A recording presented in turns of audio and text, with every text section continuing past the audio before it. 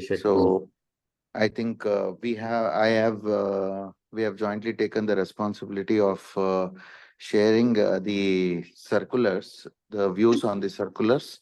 And the first one will be the monetary limits for filing the department appeal. So this has been initiated under Circular 2071/24. So this is dated 26/6. The monetary limits for filing department appeal. So this has been exercised under section 120 read with 168. The board, on the recommendations of the GST Council, fixed the monetary limits for filing the appeals before the by the department before the GSTAT or High Court or Supreme Court. So these are the limits which have been fixed. So the first one is for the before the GSTAT it is 20 lakhs. Then before the High Court it is 1 crore, and before the Supreme Court it is 2 crores. The main intention why these limits have been fixed is they are telling that the amounts they don't want too many litigation, too much of cases, and they want the law to be settled. So considering this, the limits have been fixed. So here, considering the next aspect, the principle to be considered for this monetary limits. So they have given what are the inclusions or what are the amounts which have to be considered for the 20 lakhs or 1 crore. So it tells tax. So disputes arising with respect to the demands on tax. So tax includes whether it is with or without penalty or interest. It includes CGST, SGST, UTGST, IGST, and compensation cess is what they try to mention. Then the next one is with regard to interest. So with regard to interest, it told that it is the amount of total interest which is levied has to be considered. If it is only interest, then the total quantum of interest has to be considered for filing the limits as such. Then for penalty, here it tells that the amount of penalty is the total amount of penalty which has been initiated. And where it is late fees, there it tells the total amount of late fees. Then with regard to interest, penalty, and late fee and or. So here it tells the aggregate amount of interest, penalty, and late fee. If there is no, probably the tax is being paid and we have only the interest, penalty, and late fee, in those cases, the total aggregate amount has to be considered for the limit as such. Then interest, penalty, then erroneous refund. So when we considering the erroneous refund, so here also it talks about the total amount of the refund, including the whether it is the CGST, SGST, UTGST, IGST, and the compensation cess. With regard to the tax, interest, penalty, late fee, then total aggregate of all the amounts are going to be considered. So the last one is if there is a composite order which disposes of more than one appeal or demand notice, then the monetary limit shall be applicable on the total amount of tax, interest, penalty, late fee, as the case may be, and not the amount involved in individual appeal or the demand notice is what being mentioned. Here, I had a point. What is the, sir, with regard to this aspect, the one thing is when the monetary limit is applied, so they have given what are the application. In that there is a 0.31 and 0.37, but both of them appears to be one and the same. Maybe at the end of this, I would like to have clarity on this particular point. The second one is exclusions. When we take the exclusions with regard to this monetary aspects, so they tell that if there is some provision under the CGST, SGST, or UTGST, and which is held to be ultra vires the constitution, then this particular point, the monetary limit does not get applicable. Then if there is any rule or regulation made under the CGST Act or SGST or IGST or compensation, whatever is there also it is telling it becomes the ultra vires to the parent act. If it is ultra vires to the parent act also, then the monetary limit does not exist. Then the next one is where the notification, order, instruction or circular issued by the government or the board has been held to be ultra vires of the CGST, SGST, UTGST or the IGST or compensation. So here also it tells, so when we look at this main one is if there is any provision, that is any section, rule, or they tell any order, notification, instruction or circular, considering all the 3 points. So if it is against or it is told to be ultra vires, then in this particular transaction, this could be the monetary limit does not exist, or the that does not is not applicable is what is being told. The next one is with regard to the valuation with regard to related transactions with regard where the matter is relating to valuation, classification, refund, or place of supply or any other issue. So here they are telling that if the matter is relating to valuation, classification, rules, refunds, place of supply or any other issue is what they have told. What does this any of the issue comprise of is one point which we need to look at. So this I think we need to deliberate and see what are these aspects of any other issue is one thing which we need to look at, because that is a little open-ended and they tell which is more recurring in nature and involves interpretation of provisions of the act, rules, notifications, circular, order, instruction, etc. So then the next is where the strictures or adverse comments have been passed and or cost has been imposed against the government, department or other officers. So these are the ones which is being mentioned, or any other class or class wherein the opinion of the board, it is necessary to contest in the interest of justice or revenue. So these are the ones there, they tell that these exclusions are not involved. Here, I was not able to understand what are the other aspects which are left out under these exclusions is one aspect which we need to look at. So this is where I was not clear. So next one. So where an appeal was, and they also bring in the circular stating that just because these monetary limits are fixed and the cases gets covered because the monetary limit is exceeded, it does not mean that the department should file any appeal.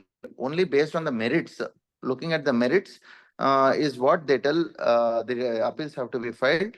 The officers should keep in mind the overall objective of reducing litigation and providing certainty to the taxpayers is what is the overall objective which is being mentioned. Then the last point is with regard to their, they also mentioned that there is no presidential value of the order if appeal is not filed within the monetary limit. So they tell that if because of which, because the monetary limit, there is a barring from the department. So those sort of cases are not going to have any presidential value is what they are trying to tell. And when there is these cases are being reviewed, and if the reviewing authority shall specifically record, so on that I think particular case they are going to mention that even though the decision is not acceptable, the appeal is not being filed as an amount involved is less than the monetary limit fixed by the board. So how are the reviewing authorities going to mention this, and where is it going to get published is what I have a doubt, or I could not envisage this particular point. So I think in this, I think we can just deliberate this discussion on this particular circular. So I want the seniors to also uh, uh, help us out in understanding the exclusions particularly. So what are the exclusions and how these exclusions are, what are the other things other than the exclusions which are getting covered? Because I don't see or not many aspects because they tell one thing in the exclusions was they spoke about valuation, classifications, refund, place of supply, and they also have a open-ended thing of any other issue. So where is it being, what are those any other issues? So some light on that, sir.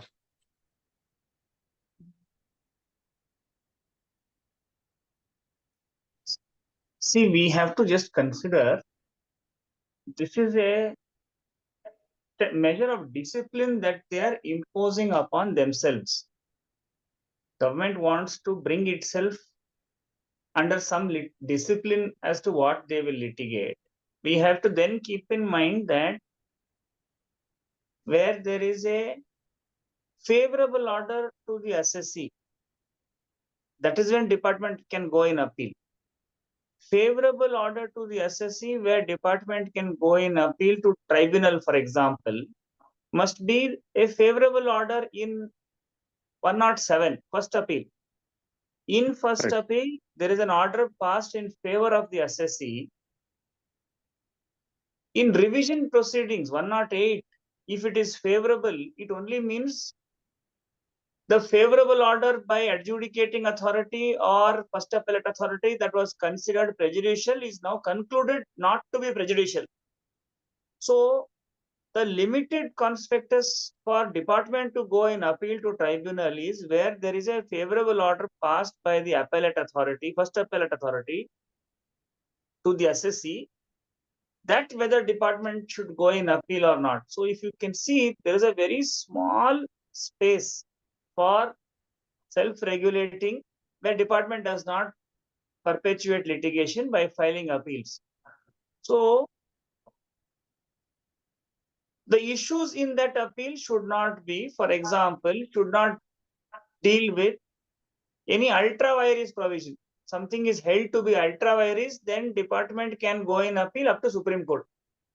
Because vires of a statute will affect not just taxpayers within this monetary limit, but all monetary limits also get affected. So therefore, that exception carved out is very reasonable. Only on facts, if there is a favorable decision in to the assessee, department will not go in appeal. So you can visualize what is the extent that this law will have a bearing. Also consider, is it possible for if a department files appeal to tribunal for 25 lakh rupees of demand, can assess, for let us say for 15 lakh rupees of demand, can assessee object to the appeal saying that this is not in accordance with the litigation policy?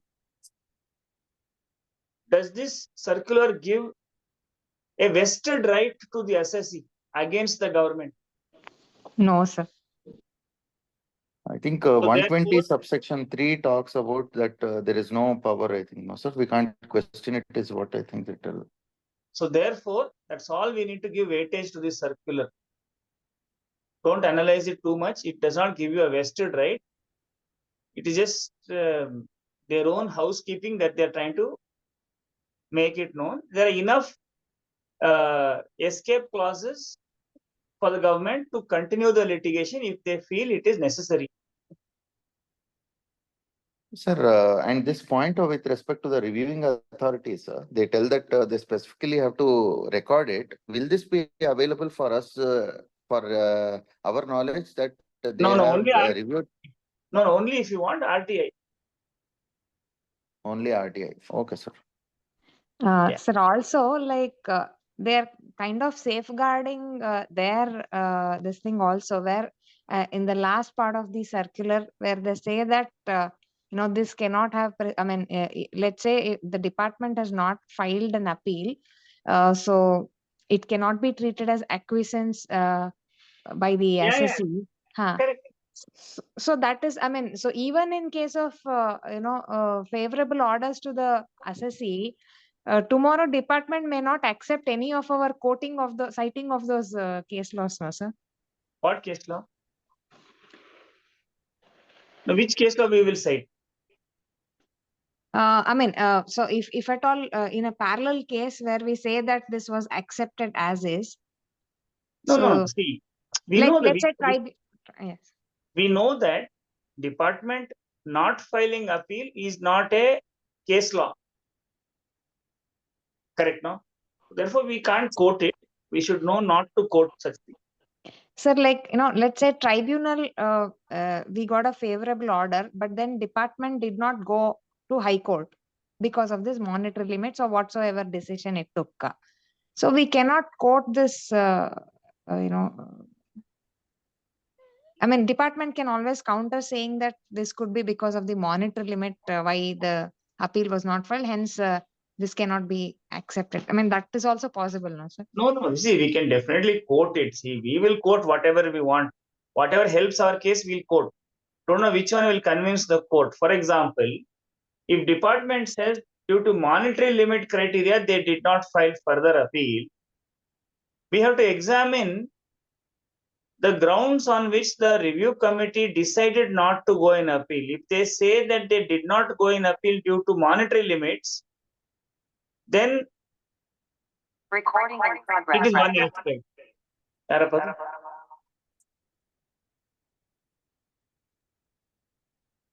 And if we don't find the review committee recording that not for monetary limits, but for some other reason they decided not to go in appeal, then it will attain finality, because res judicata is a very serious safeguard that taxpayer can take shelter under. So would that be a public document, sir, that review committee's comments, What do you or mean? again Public RTI? document means what? They publish it on some website. Huh? That's what I mean. No. You know No. better than me. It won't be any website. You can write and collect a copy. Okay, simple letter directly to them. Okay. Yeah. To the commissioner, you can Hmm. write saying that once the time limit to file further appeal passes, you can write to the department to say, in respect of this order, request you to please confirm if the review has been whether the order has been accepted in review. You'll get a reply. Oh, okay, sir. Thank you, sir. Sir, I have a basic question, sir. Is it necessary that, whether the department is going for appeal or not, the taxpayer should be kept informed, or it should be like open document? Is it not like a purely their discretion and it is a confidential issue? Because No. It affects the party whether they go in for appeal or it does not. They don't go in for appeal. So party is welcome to collect this information. You're right, it is internal, but not privileged and confidential information. He can ask for a copy of what is that information, what is the decision they have taken. So within the time limit, if they don't go, the taxpayer should assume that yes, they have not gone ahead with the appeal or the next level. See, So they have not gone for further appeal is known when they don't file appeal within the time limit. But whether they have accepted the order or not, we won't know, isn't it? And the reasons why they have accepted, because if you see 112(6), there is no time limit for departmental appeal. There is only time limit for assessee's appeal and memorandum of cross objections, 112(1) and 112(4). There is nothing for department to go in, no time limit. So even after 6-8 months, they can file appeal in tribunal and it can get admitted. So therefore, there is a reason for party to be anxious whether the review has accepted their order or not. Sir, I mean, in the previous regime also, were there such things, sir, where they had this kind of a litigation policy? Yes. Previous litigation policy, maybe Chandrasekhar should have put that out as a comparison in this PPT. He simply reproduced the circular and finished his job. Shekhar, next time, please. Previous litigation policy limit was 50 lakhs. Why did they bring it down to 20 lakhs? What litigation are they going to reduce by bringing the limit down to 20 lakhs? This is all rubbish, what government is doing. They should have kept it at 50 lakhs, or should have increased it to 1 crore for tribunal itself. Jatin sir, you were saying that section 112 doesn't have the time limit. But Department appeal in tribunal, there's no time limit. Then what is this, sir? 112 subsection 3, sir? Which says that the commissioner No, or the for COD. okay, for condonation of delay. Okay. There's no delay condonation. There is no time limit for department. 1 and 4 only is covered by 6, no? Just see, sir. Shall I read, sir? No, you check and tell me if there's any different answer, you tell us. No, because they have said 6 months, I agree with that for filing appeal. And for condonation, as you're saying, which is there in 107 is not there in 114. It is not there for departmental appeal. For assessee appeal, there is a time limit. Yeah. What is the 6 months, sir? I'm just trying to understand. ಏನಮ್ಮ ಒಂದೇ ನಿಮಿಷ. Huh.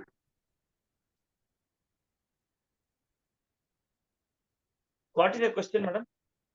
No, you So you're read what is saying is for Huh. assessee to file appeal, Yeah, it is there is 3 time months plus 1 limit, month. Yes. and there is a condonation period also for assessee's appeal and memorandum of cross objections. Yes, sir. Yes, sir. That the time limit for department to file appeal is the condonation. Okay, only for condonation, there is no time limit. Correct. Does it mean to Huh. say that department does not have any, cannot go for condonation? If you see 1126, appellate tribunal may admit an appeal within 3 months after expiry of time under 1 One, yeah. or 5. If it is satisfied that there was sufficient cause, does it mean that departmental appeal cannot be accepted? Or does it mean that departmental appeal can be accepted without any need for condonation because subsection 6 does not cover that period? So consider it from that point of view. You have to see how this goes. Okay, sir. Yeah.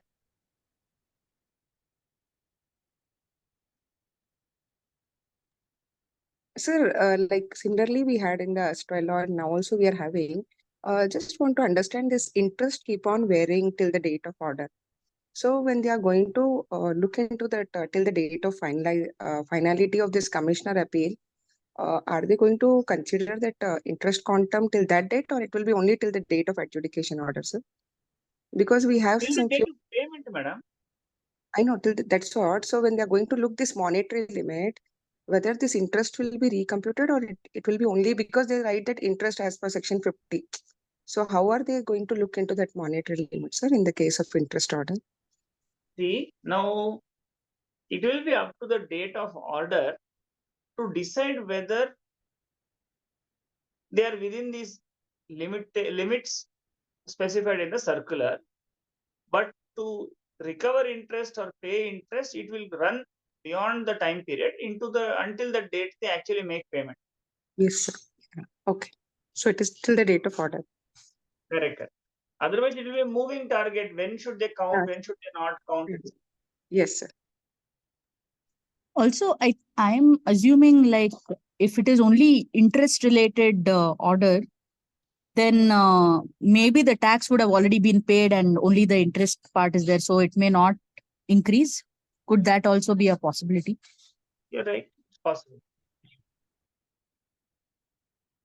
Possible. Only where there is a tax plus interest, we were just trying to look that. Yeah.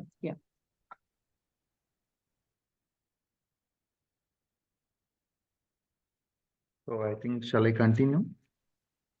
So the place of supply in case of e-commerce transactions.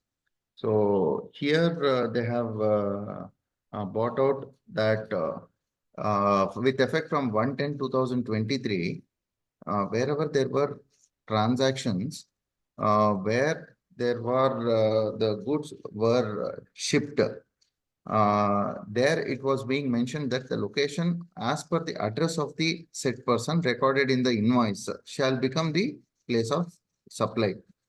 So that becomes the location, and depending on the transaction, it would change.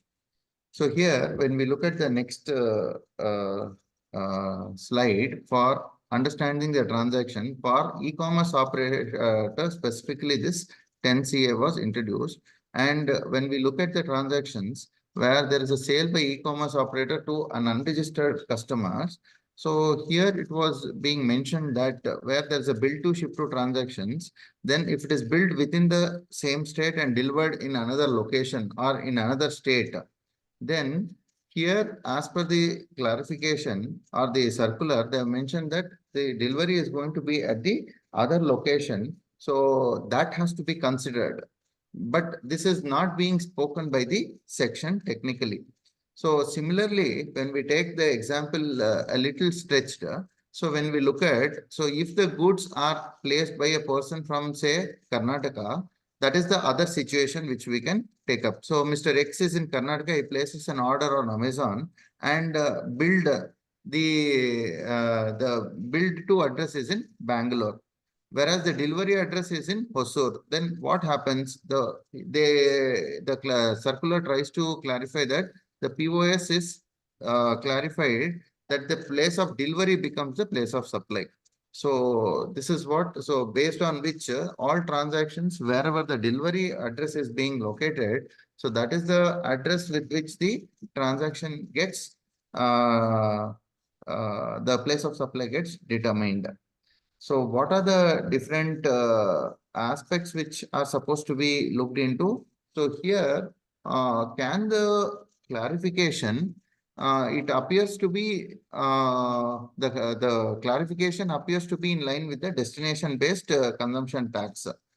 But can the clarification give something which is there beyond the law? Because there under the 10 CA, when we look at, when we read this particular 10 CA, it tells the location of the address recorded in the invoice. So in the invoice, I have both bill to, ship to, both are being mentioned. So delivery at as well as bill to, both are being mentioned. So if for the past, what happens? At least, okay, now I will amend the software, or depending on the transactions, I follow the wherever the delivery address is done. But what happens to the prior transactions which have happened till today? What is the transaction which needs to be done? And I feel that it should be, whatever clarification has been given has to be considered as prospective and not retrospective. But generally a clarification is given to bring more clarity under this particular law. So what I think the act only has to be amended is what my view is. But I think in this point also some deliberation can be done now. See, first of all, we should not try to justify the circular saying that this is according to destination principle. In GST, we know destination principle does not work. There are many provisions that contradict with destination principle. So therefore, no need to give justification. You're right that clarification seems to be going beyond the section. But when they want to follow a wrong interpretation, what can you and I do? Taxpayer normally will not object to a circular like this, even if it is contrary to law, because it is favorable to taxpayer, and anybody else and nobody else can take this circular as a precedent and say we will follow the principle in this circular. There is no principle in this circular. It is purely to redress a difficult situation where transaction take place where the delivery is to a different place. After all, the definition of recipient is not the person who receives the goods. Recipient is the one who pays the consideration. If the bill to is in a different location, how the heck can the circular say something different? But so therefore, bad circulars don't make good precedents. Sir, here say what happens on the department when they question the POS itself is my question. POS itself, say for example, in the exam, in my example, when we take that the bill to was Bangalore, whereas the ship to was in Hosur. So then the total transaction only becomes from CGST, SGST to IGST transaction technically. POS is going to go to the other state. So I have to look at, it becomes a IGST transaction. So in this, can't there be a problem with regard to the levy itself is one, the question with respect to the tax, the type of levy itself becomes an issue is what I was trying to look at. But IGST there, another situation if we consider that, so I am located in say Hyderabad, but I have told bill to Hyderabad, but delivery at Delhi. So when we do this particular transaction, POS itself changes from that state of Andhra Pradesh to now Delhi as such. So then what happens, sir? Is there going to be some demands which could get created out of this? Is what I was trying to look at, sir. No, you're right. You're definitely right. It is IGST, whether Delhi or AP. Imagine a situation where it is delivered within Karnataka. So those situations, you're right. There will be issues like this. Nothing can be done. If you have a situation covered by the circular, show the circular to the officer.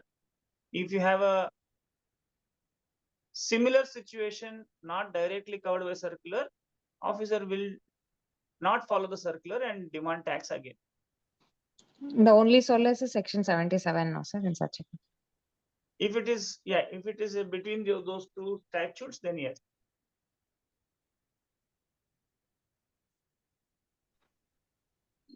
But this is leading to another issue. Basically, the composition taxpayer, they are allowed to transact through e-commerce operators or players. Now, for them, they can't do interstate. So imagine a composition fellow getting into this kind of situation. But with the composition dealer and also the e-commerce operator, both have to ensure that in case of composition taxpayers, this doesn't go through. Otherwise, they violate the basic condition of doing interstate sale. You're right. You're right.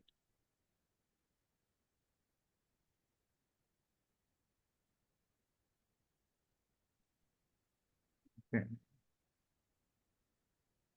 I think with this, I go to the next circular, which is 210, which talks about clarification with respect to the valuation of the supply when there are transactions with related persons in case of transactions with relating to imports and where there is full ITC eligible. So here, Rule 28 talks about the valuation when there is a supply of goods or services or both between distinct or related persons. So here the section is clear that there is a second proviso which tells that provided further where the recipient is eligible for full input tax credit, the value declared in the invoice shall be deemed to be the open market value of the goods or services. So when we take the aspect, this clarification, if we look at para 3.3 and 3.5, it tells that in cases involving supply of goods or services or both between the distinct or related person, and in cases where there is full ITC which is available to the recipient, so they tell that whatever the transaction which has been adopted becomes the full value in this regard. And this was earlier given by, there was another circular which was 199, which was given on 17/7/23, which was given in respect of distinct persons where full ITC was available. So the same analogy will be applicable here is what they try to bring about.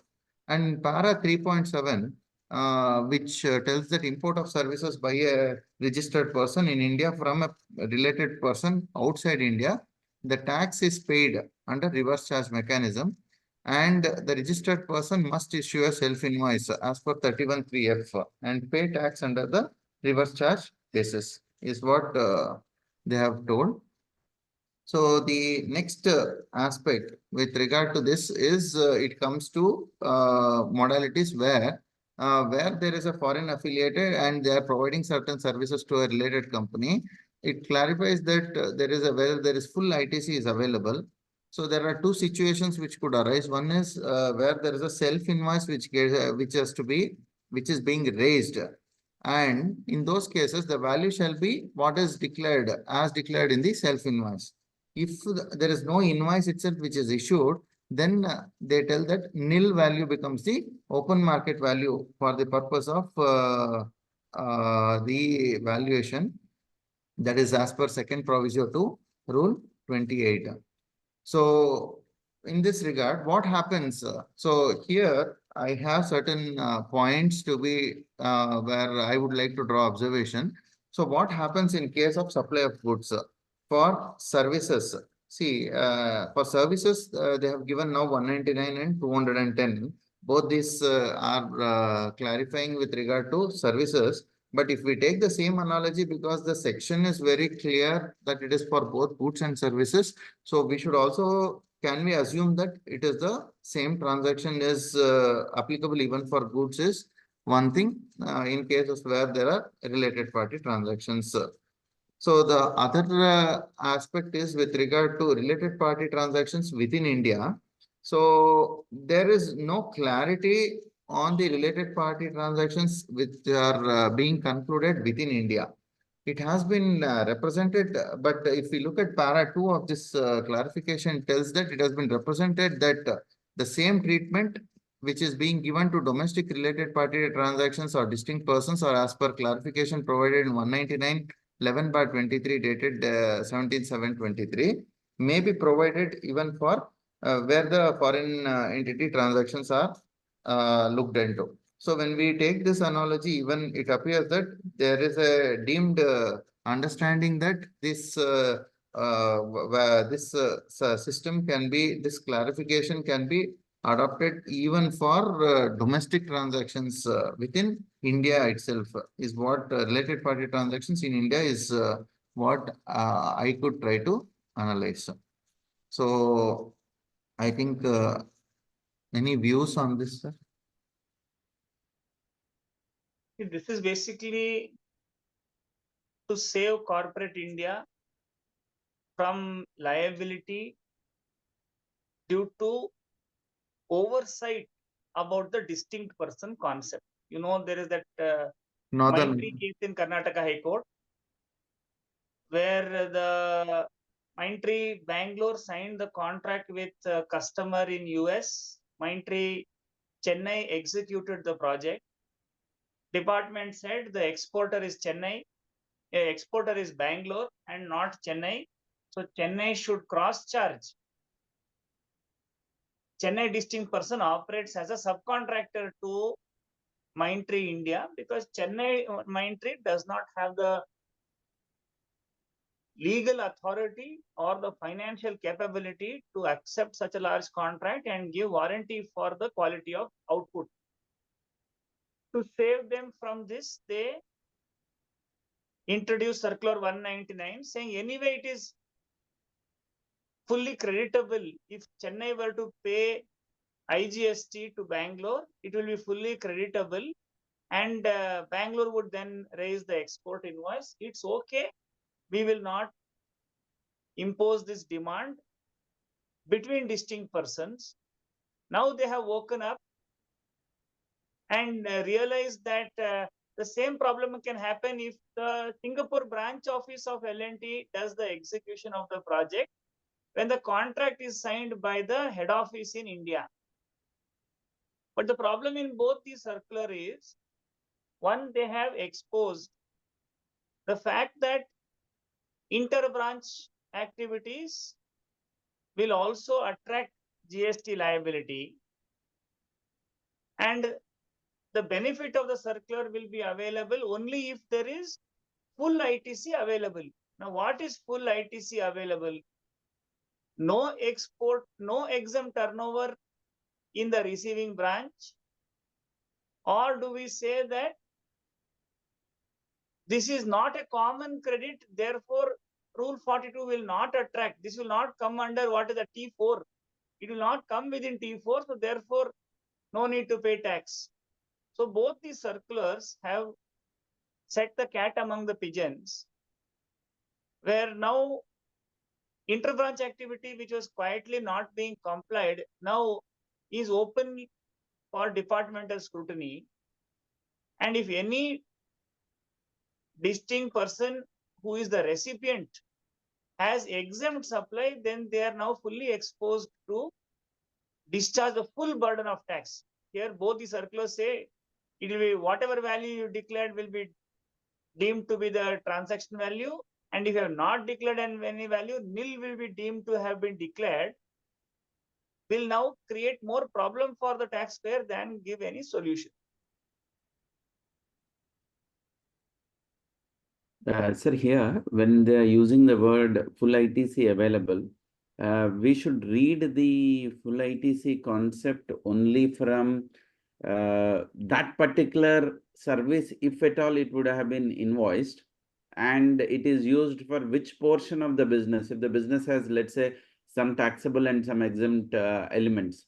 So we only see if this doesn't fit into common thing, then we can still apply the circular even if the business has some taxable and exempt, right, sir? So that is only our hope that we can do that. It does not come within T4, so therefore it cannot be treated. Circular does not say, circular says the distinct person is eligible to full ITC. It does not say with respect to this particular transaction eligible for full ITC. You understand? Yeah. So therefore, it is now left because 1006 circular and the central excise very clearly tells that where circular is contrary to law, officer is required to disobey the circular. Okay. So even the second proviso, the sub-rule 1 of Rule 28 is also silent to innocent. That is not the interpretation it gives. If somebody were to read the specific proviso, second proviso to sub-rule 1. So it is again open to litigation. Another aspect that we are seeing of late, because of income tax or transfer pricing, because of the concept of cost and profitability, they are adjusting some head office expenses are getting accounted in the branch books. It is recorded in the books of accounts. It is not memoranda account. So the question comes, now the circular says nil value, but the issue is in the books they have recognized. And yes, Right. the distinct person is eligible for full input tax credit. So the difficulty there is the department will say, you yourself have considered the value as X. And those days, nobody has raised this management cost charge. Now the department will raise a contention. You yourself have shown as X amount, so pay tax on it. So this nil value benefit I will not give. Maybe in future you take that benefit. So this is But you're another absolutely challenge. right. You are absolutely right. There is so much of cost center innovation done in SAP and other ERP that in the books there is a lot of skeletons. You're absolutely right. Okay. So the assessee cannot even take a stand that it's okay, what is there in my books to disregard? And you go with the circular, I think it's a very difficult proposition, sir. This will lead to further litigation. Anyway,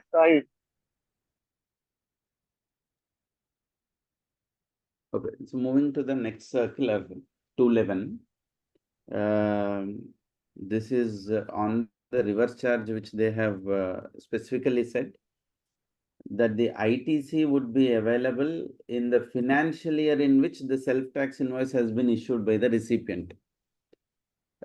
For example, in 22-23, where the self-tax invoice should have been issued by March 23, if the self-tax invoice is issued in June 23, so the relevant year for taking credit is not 22-23, so it is 23-24. So the time limit has been moved to 30th November 24. Now, couple of points that has been brought into this circular.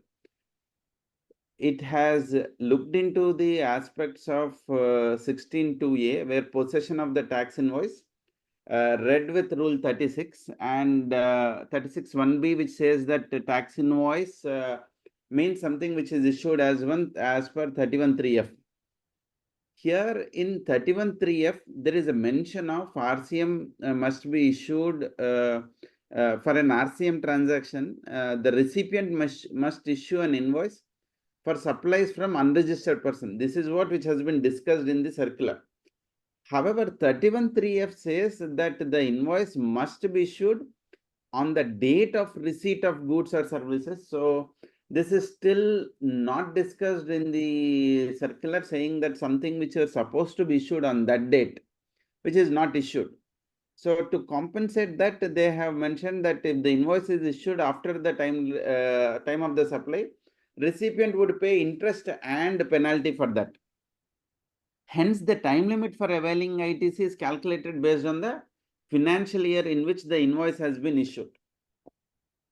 Given that now this clarification has come now, couple of issues that would first come up is the circular has not considered one aspect which is there in the law, which is 31(3)(f), saying that the time limit has been mentioned inside the law act itself, that it has to be issued on so and so date.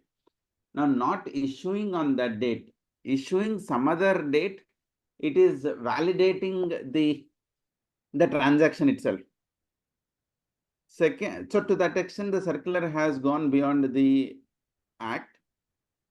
Second, there are taxpayers. We have three kinds of taxpayers. One, a taxpayer has identified this and paid through DRC 03, and he has never taken the credit. So this happened in audits or ASMT reviews and review continue to 67, etc. Or he has not even paid anything till date. It has, let's say it hasn't come to the light of the audit or anything. Now, for the financial year 22-23, my audit is not happened. Oh, can I take the circular and pay the taxes now and take the credit? When I say pay the taxes, paying through 3B and taking the credit, paying through DRC 03 and taking the credit. Now, paying through DRC 03 and taking the credit is nowhere till date. We do not have any clarity on those credits. So if someone pays through 3B, again, it becomes a onerous issue of proving, because the audit is for financial year 22-23, and I'm paying it in financial year 24-25. So that is another thing where there is nowhere addressed in the act that how do we justify. If it is paid through DRC 03, I can specifically say that this is a tax that I have paid and I've taken the credit. But credits through 3B and payment is not in 3.1, but credit in table 4 is kind of a risky situation. This specifically talks about a self-tax invoice which has been issued. And this is common thing, the RCM is computed and paid, but there is no self-tax invoice which is specifically raised for any of the liability. So what if the liability itself has not been identified? Now, that means we are identifying the liability as and when the department officers are identifying the liability. So if the liability is identified by the department officer, can we apply the circular at that point of the identification by the department officer? Is also now kind of an open thing. So technically, any RCM credit, if I am eligible, RCM liability, if I am eligible for credit, it shouldn't be getting lapsed, is what this is saying. It can be taken as an advantage, but I feel that circular is not right to that extent. No, but Venu, the circular is not touching who or how liability to RCM is identified. It is only making reference to the fact that the relevant date for 16(4) to apply is date of payment and not date of accrual of RCM liability. So for that reason, we can say that any situation where RCM is paid, irrespective of self-identified, identified by the officer, we can apply this circular and take the benefit, isn't it, sir? It should not be 74. 74, yeah, okay. Now you please see, is section 16(4) at all relevant for RCM? Can they now say, bill of entry, I will not allow you ITC? See, that is also RCM payment only, import only pays. See, 16(4) language is not for assessee paid taxes. The whole language of 16(4) is only for supplier paid taxes. Somebody pays tax, somebody else claims credit. Therefore, 16.4 is relevant. If assessee himself pays tax and takes credit, where is the question of 16.4 to be attracted in such cases? Venu is right in saying that the language of 16.4 is not designed to address RCM and import payments because it talks about, it references to credit flowing from an invoice. That is why such invoice is used in 16.4. It is not every invoice. It is only such of those invoices from which credit flows. But anyway, they're trying to do something again to give relief to taxpayers who have not paid RCM. And look at it. See, look at the contradiction here. If I pay interest on RCM, does it mean that the date of payment of RCM is today, or does it go back in time? It's going back to time. If it goes back in time, then 16.4 must be affecting it. Correct. How can they say 16.4 will be counted from today, but interest will apply? Yeah. So therefore, something they're trying to do.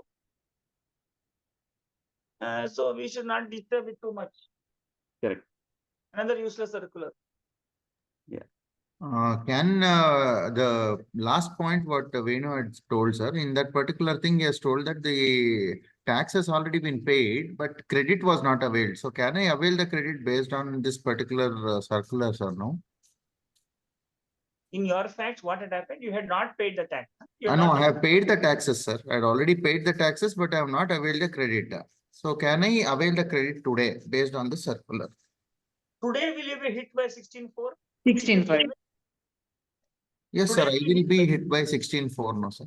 Then how will you claim credit? This circular only says count 16.4 from the date of payment. Now, counting from date of payment, see, today we are in the month of July. You can take any RCM payment made in financial year 23-24. Prior to 23-24, if you have made any RCM payment, this circular is against you.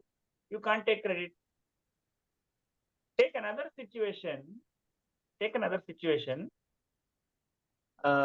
slipped my mind. Now, if you identify that if you're paying RCM through DRC3, how will it flow into credit ledger? You will include in what 4A3 na 4A5.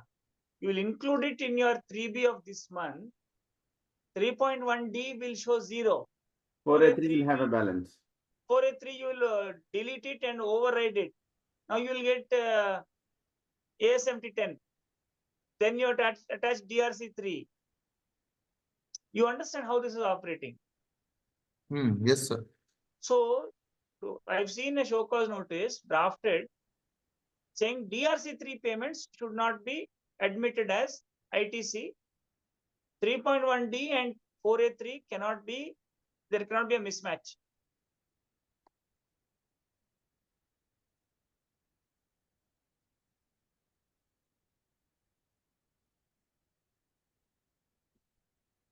Jatin sir, in the light of this discussion, since we are talking about DRC 03 and 3B, I think one option can be explored because of this circular. One option is whoever has paid in the past through DRC 03, they have not taken the credit. I think now you put it in table 3, also put it in table 4, make the payment, next month put in table 4, take the credit. And I think somebody can apply for a refund, of course, subject to the 2-year time limit, section 54. Whatever is paid through DRC 03, citing the circular, he can very well go in for a refund. I think an attempt should be made so that maybe if something works out. I mean, this is another. Right. Can you say that again, please? Sir, now we're discussing that somebody has paid through DRC 03 in the past. But now the circular says for RCM from unregistered persons, they're citing that, 36 1B rule and then, 34 section and 16 for all that they're citing. Now they're saying you pay now, take the credit now. Self-invoice and take the credit now. So an attempt can be made by virtue of this circular.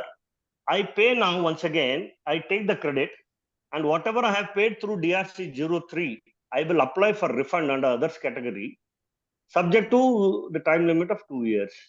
I think an attempt can be done. Solution for Chandrasekhar's question. I have paid earlier, I have crossed 16/4 time limit, but I'm within 2 years. I can go for refund and pay once again to take credit. Certainly possible. Shekhar, The ಗೊತ್ತಾಯ್ತಾ? other thing, Venu sir, what they have done. Yes, sir. Yes, sir. Yeah, No, another thing, Venu sir, I think this is not the first time they have given the circular. There was already a press release in July 2019 when we were doing this 990 and all, the very first time, 1718. There was already a press release then. yeah. I think this circular now confirms that press release. I think it was 3rd of July or 10th of July 2019. I think this circular is only confirming that. I mean, according to me, it was already there, and a lot of people have gone ahead on the same lines as is said in the circular now. So, but that circular covers basically how to report in annual returns, no, sir? No, madam, the press release is very clear. They clearly said, you pay now, take the credit. No, sir. It And says also the disclosure part. When the credit year in which you paid and taken the credit, in that year, report it in the annual return. The purpose of the press Correct. is for the annual return reporting. But the So content. just check that. Venu sir, check the paragraph. It is very clear. You can take it now. One is reporting, no doubt. Second thing is, this also is there, and a lot of people have exercised that.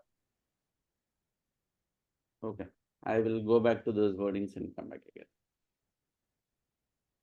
Okay, so the next thing is on circular 12-212. Venu, one question, sorry for the interruption. Yes, ma'am. Yes, ma'am. Circular also has a para which says that further in cases of such delayed issuance of invoice by the recipient, he may also be liable to penal action under the provisions of section 122.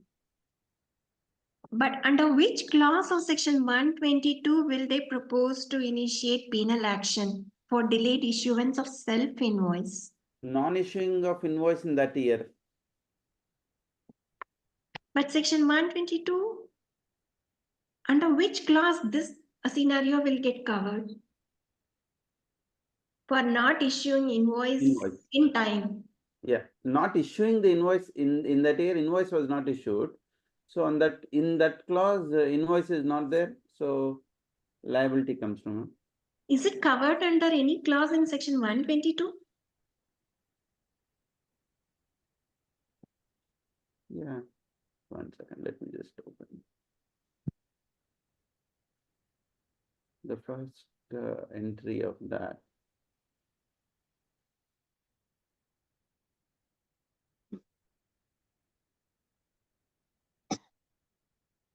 So supplies any goods or services both without issue of invoice. Now, Now, 93 fits. Sir, ಅದು fake invoice ಅದು.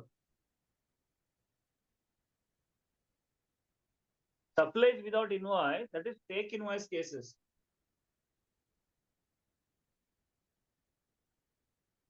Madam, you can Sir, see sir, it can be. suppressive turnover lead into evasion of tax. Sir, can 122, it be? 115. Sir, can it be 122(3), sir? Subsection 3, sir? 122(3). Abatement 25,000 ರೂಪಾಯ. ಇಲ್ಲ ಅಲ್ಲಿ any person in E, sir, subsection E, I'm just trying to understand, sir, fails to issue invoice in accordance with the provision of this act or the rules made under. 3 will definitely cover. 122(2) or 122(3) will also cover. If it is department detected, then 122(2)(a) can apply. If assessee has detected on his own, 122(3) can apply. If it is a 74 type of a case, then it can be 122, 115. Yes. Because power project, residential real estate people who don't get ITC of RCM, if they do such things, then it is evasion of tax. Yes, yes.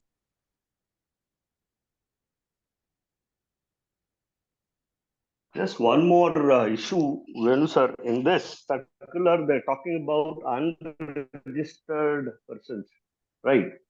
Right. RCM, unregistered persons. Now, Correct. the other issue that is cropping up here is, now you take services from any government department or PSUs. PSUs anyway, they are due forward charge. Any government offices, government departments, they will not have the regular registration. They don't have PAN, they have TAN, and because of that, they have this GST, TDS number and all. They do GST, TDS. Now, I think if you go to the definitions, even the government officers are considered by virtue of those people having the GST, TDS number. They are also considered as registered persons. Yeah. Now, the issue is the circular says unregistered.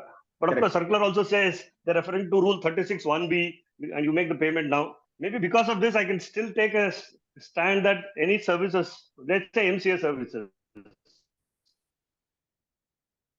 or say whatever governments. No, I can take a stand that because of Rule 36(1)(b), I'm paying, no, I'll take the credit. No, I'm doing self-invoice, no, I'm taking it. But the question is, the circular specifically says unregistered. So whether these government officers can be considered another thing that is open to debate.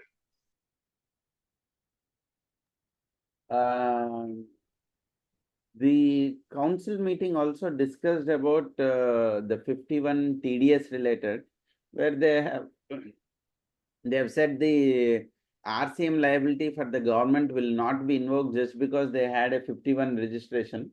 So we shouldn't reckon this people with the TDS registration number as a registered person, and hence the RCM liability to be imposed.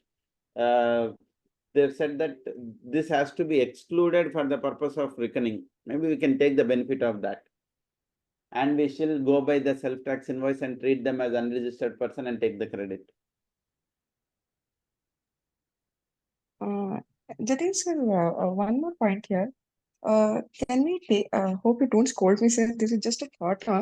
This 7, just I'm thinking to take input tax credit on this RCM credit based on DRC3, where we have paid for a few of the assessment years.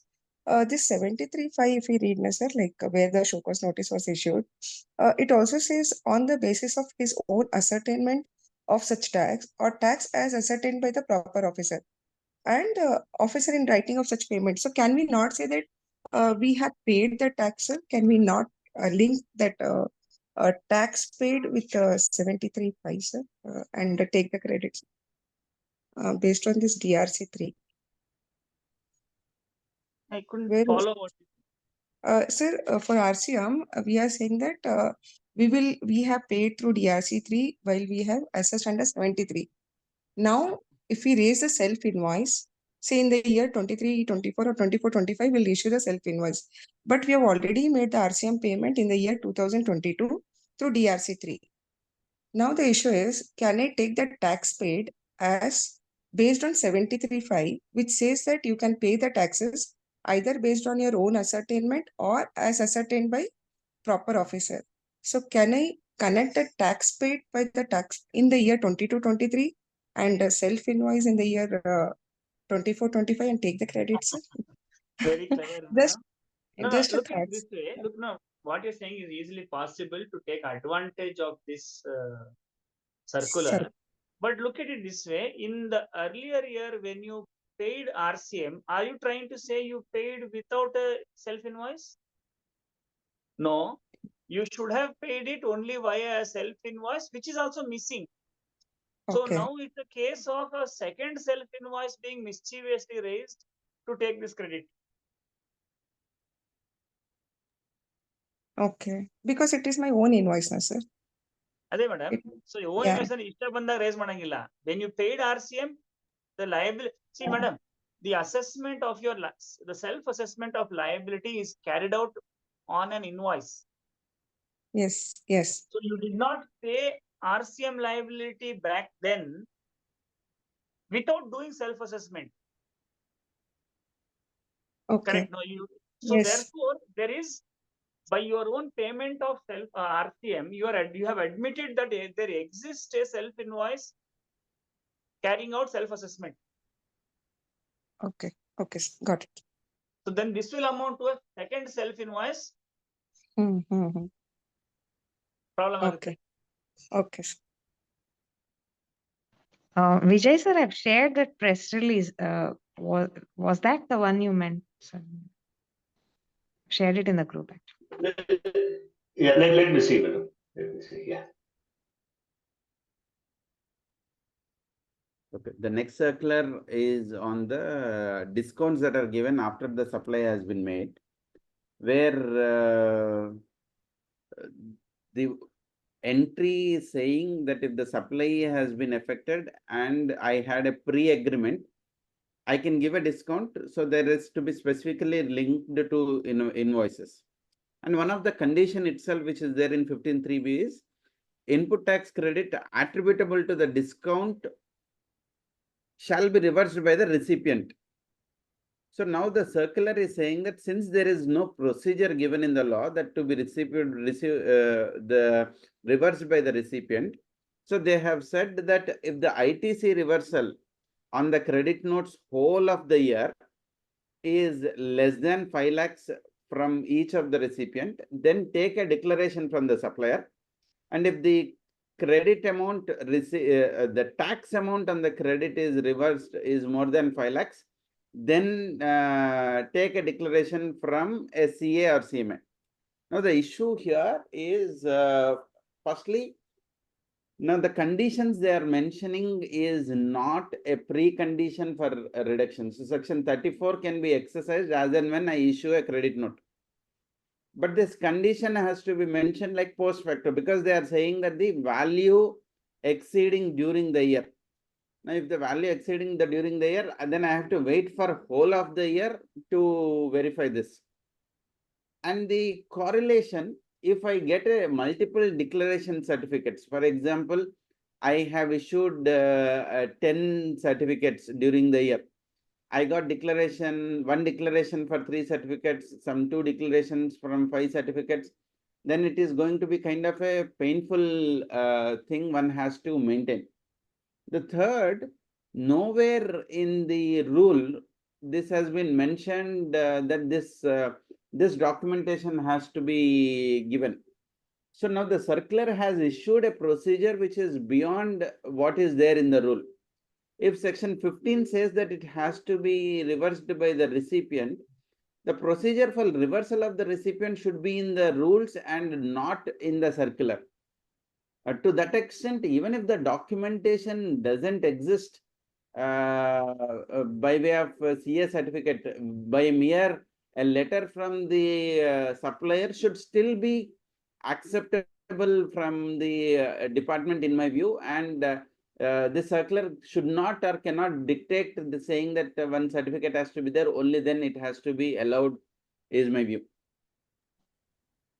This is just like 183 only, no, Venu sir. Like, I mean, for your point of that 5 lakhs, I mean, see, as and when it is probably somebody who would like to adopt this and make it as a, a regular compliance on a monthly basis or on a quarterly basis, they should keep collecting supplier certificates. And once it exceeds 5 lakhs in a year, that has to be, again, a CA certificate has to be obtained if at all, the one is planning to comply with this circular.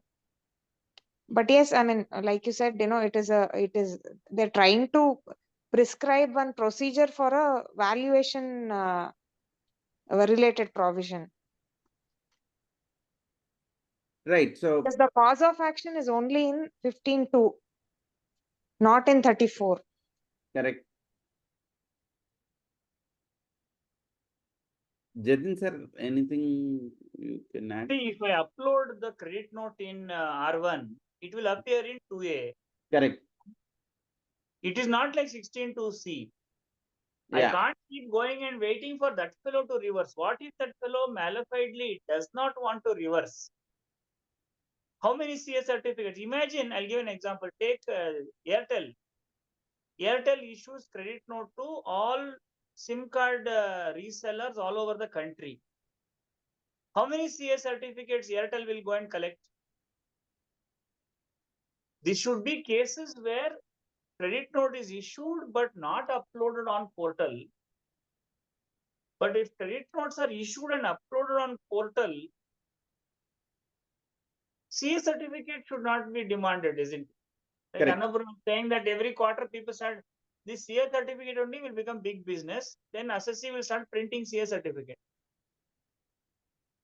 And we are going to like C-form scenario where, okay, you, Correct, absolutely correct, absolutely.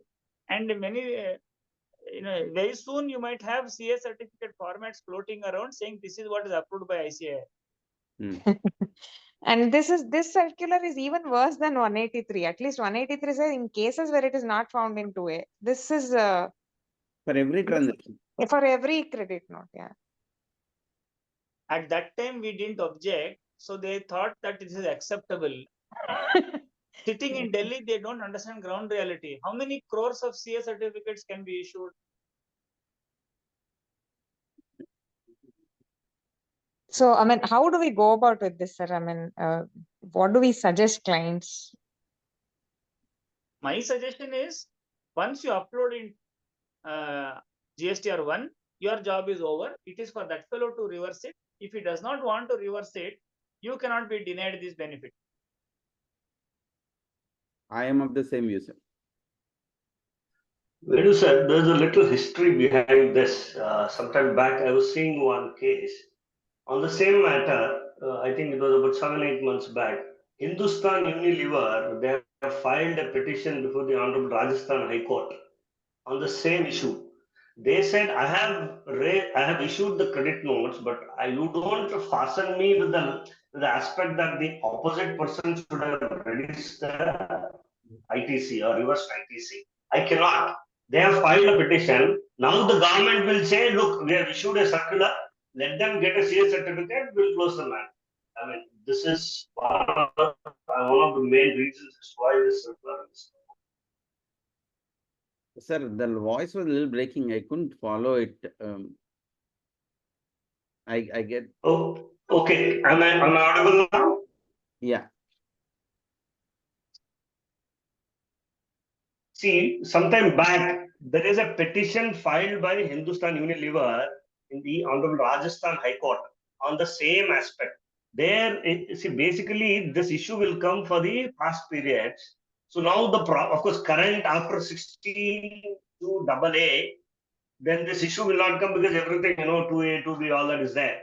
So this issue will cover up the old cases. The reason is, since Hindustan Unilever has filed a petition on the same aspect, because the department was harassing them, you have raised a credit note. But I don't know whether the other party, you prove us whether the other party recipient has reversed the credit or not. On the same aspect, they have filed a petition. It was admitted, notice was issued. Now the government will say, sir, we have issued this circular. Let Hindustan Unilever, whoever the petitioner, let them go collect the certificates and close the matter. This is another vital reason as to why the circular.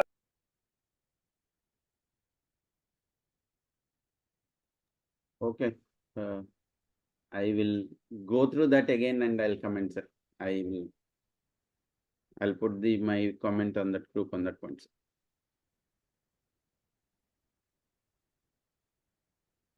Okay. So another point in the next circular is on clarification which they have issued on ESOP, ESP and RSUs, which are being provided to the employees through overseas holding company. So where the Indian company is kind of a 100% subsidiary and there is no value for the shares of India, and it's only the parent company whose shares have a value.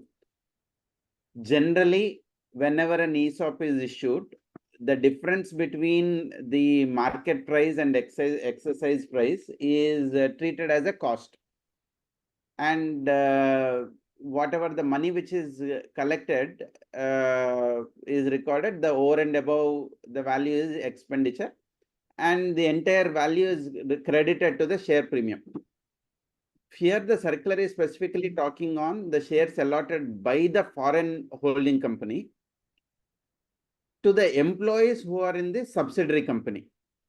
Now it is a presumption that since it is an expenditure which should have been in the subsidiary books and it cannot be an expenditure of the parent company. So for the parent company, it is an ESOP expenditure. So the subsidiary would reimburse to the parent company to the extent of the expenditure which is going to be booked in the expenditure in the books. Now the clarification is the ESOP expenditure which is reimbursed is a Schedule 3 item, not a supply. But however, for issuing ESOP, there would be an additional cost because the parent company has to maintain all the employee records to whom is issued, when it is exercised, when it is vested, everything. And there is a secretarial things.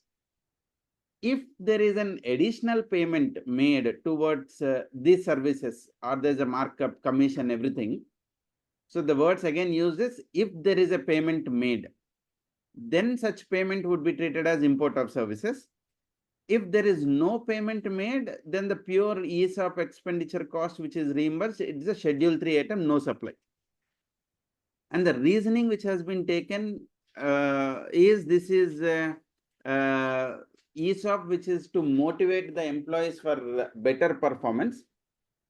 ESOP is part of the remuneration to the employees. So anything which is remuneration to the employees by the employer as per the terms of the employment. Now here we have to identify the employee is 100% he is in the books of subsidiary and not in the parent. But however, the terms of agreement is giving the shares of the parent company. So now here they are saying that this grossly fits into Schedule 3 Entry 1, which is services of by an employee to the employer. Hence, GST is not leviable on the compensation that is paid to the employee by the employer as part of the employment contract. Here, these being the words that have been used, how different this is from the secondment thing. In a secondment, which is a temporary phase of the arrangement agreement, where the employee who is on the rolls of the parent company is deputed to a subsidiary for a, generally the secondment is only for a shorter period. And they have been deployed within the group.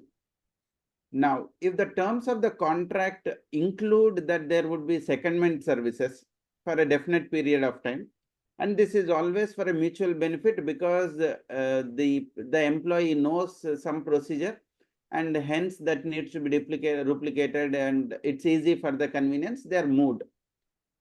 If a payment is made, a portion of the payment is made directly by the parent to that employee. So a portion of salary is paid in India, a portion of salary which is paid outside India.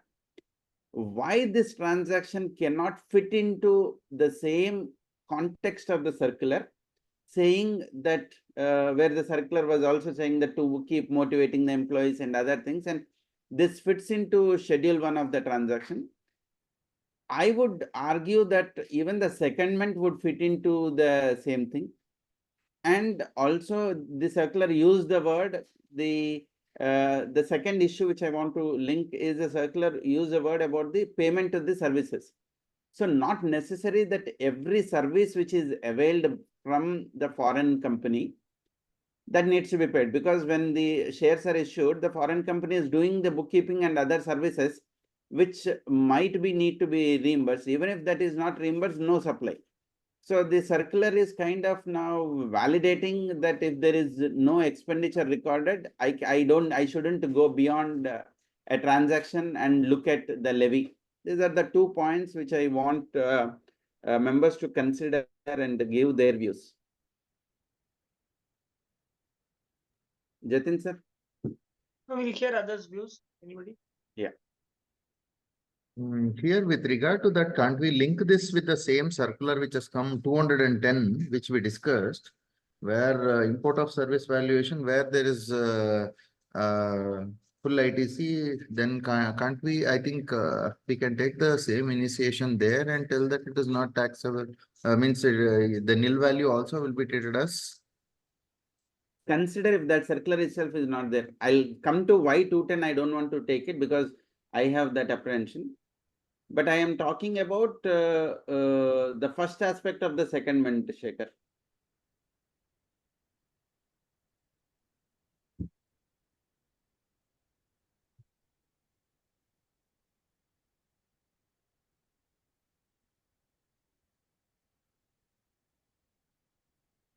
Anyone, any views?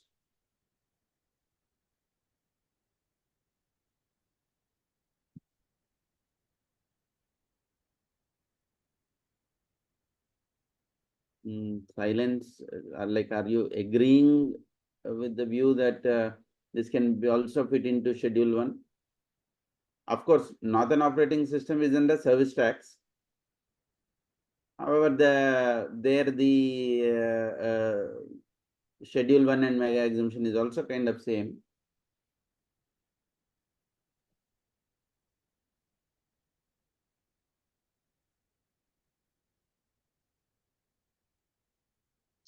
Okay, so Northern Operating applies in GST also because of that circular, no? I think what 204 or something. Correct, sir. But my So- view is when this circular has specifically used the word that these are part of the employment agreement, because the employee is only in the subsidiary company. Hmm. If they can induce the transaction of the parent and the employee is unrelated to a parent, but if they can fit this, why should they not fit that? See, here, what, no, this part I didn't little follow. I had some other point. But can you just repeat this part, please? What is your apprehension in this?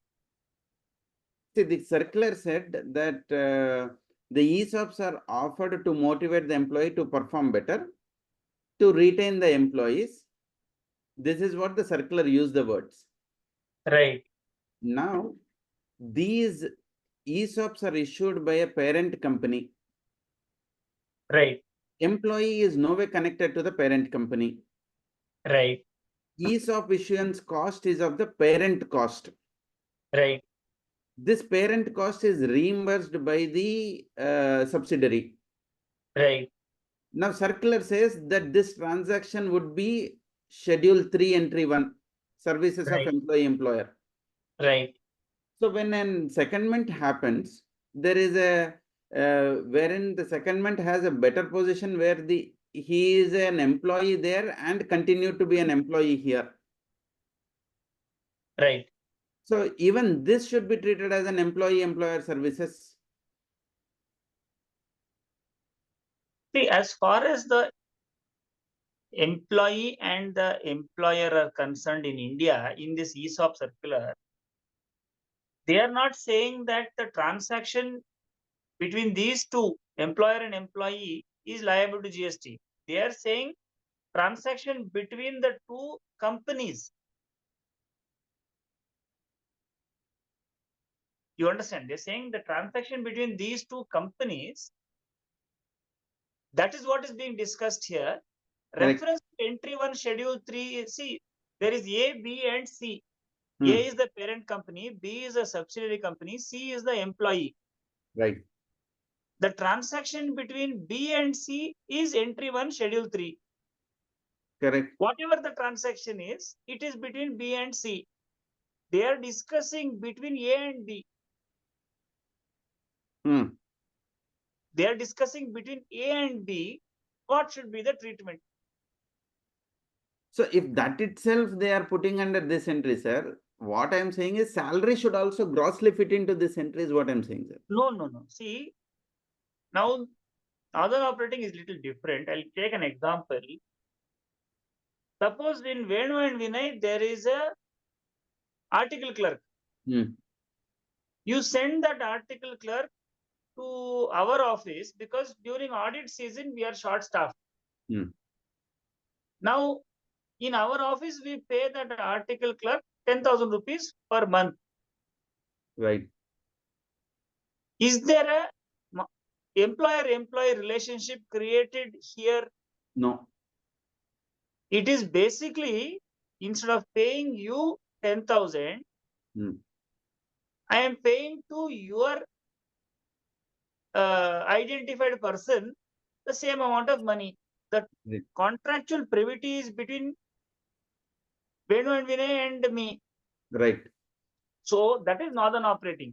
If you see that judgment also there, they're saying that the company is in the business of sending people. Hmm. They have a pool of talented resources available for global deputation. Whenever they are deputed, they will work as if they are the employee of the Indian entity. And after their period of deputation, they have a right to go back to the parent company, awaiting to be redeployed elsewhere. This is like this army.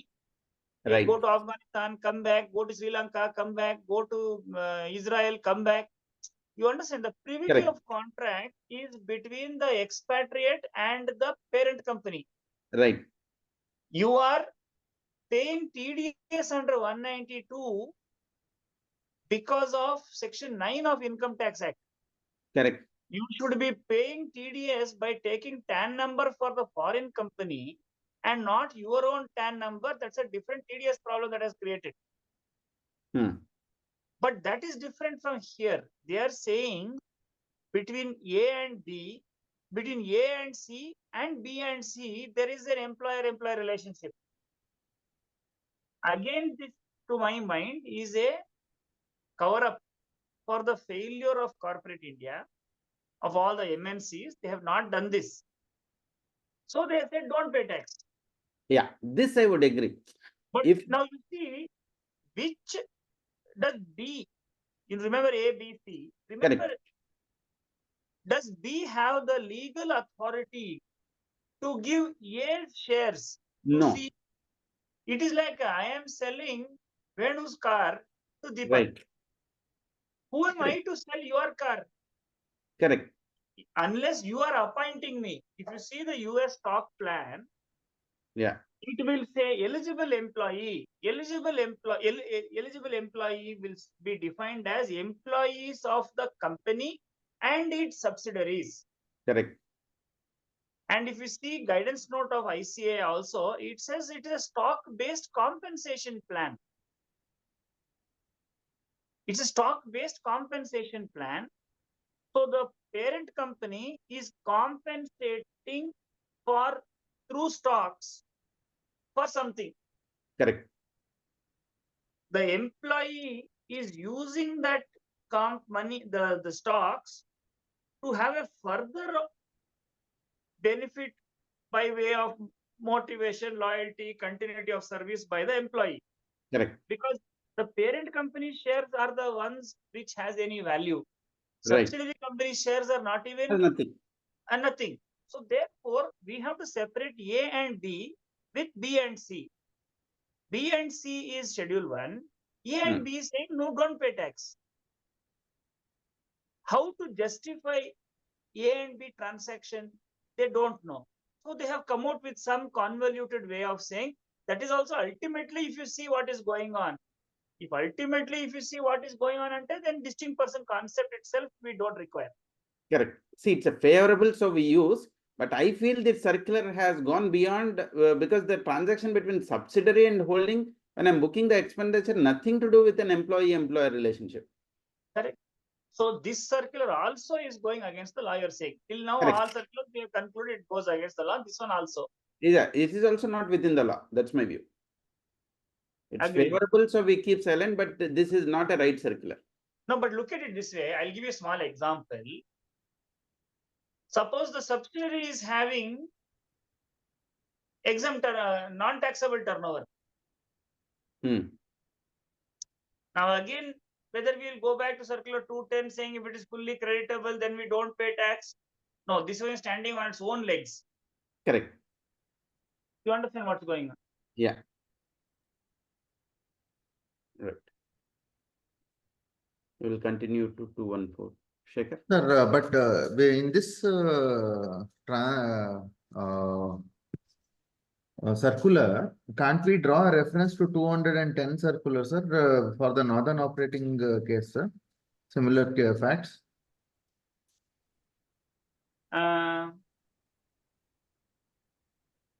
Assuming that there is a full ITC available, then I can go for 210 where because even though it was lighter RCM, I would have got the full credit. Then they should not have had the main intention. I was of the opinion that 210 is going to take care of the situation of northern operating case.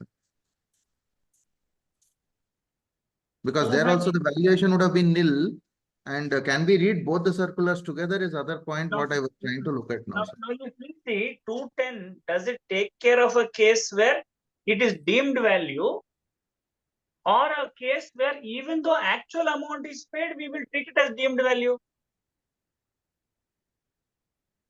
Northern operating 210 will cover only cases where supply under schedule 1, isn't it? Yes, sir. Where you did not have any flow of money. Okay. But here you have flow of money. How can you say you will not, in northern operating case, apply 210? So both these are mutually exclusive now, sir. Doesn't say that, but it both applies in different context. Now, if you see this circular, it in 210 deemed value is considered. In 213, even though you are making remittance to the foreign company of the cross charge, don't pay tax is what they are saying. Checker, comment. Yes, sir. Yes, sir. So there is because there's a value, then this will become more specific. And I think we have to go based on this is what I think. Correct. Okay. Okay, sir. Take a 214. 214 and 215, I think I have not prepared. I will go to 216. Okay.